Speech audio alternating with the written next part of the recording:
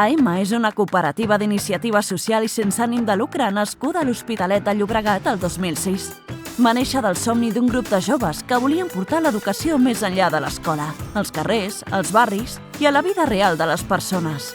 Avui treballant amb infants, joves i famílies des de 4 grans àrees: protecció, acció social, acció comunitària i projectes educatius. Acompanyen, innoven i generen oportunitats perquè cada història tingui un futur. El que els fa diferents és la manera de fer. No actuen sobre les persones, sinó amb elles. Cada història compta, cada pas importa i cada petita victòria és un gran canvi.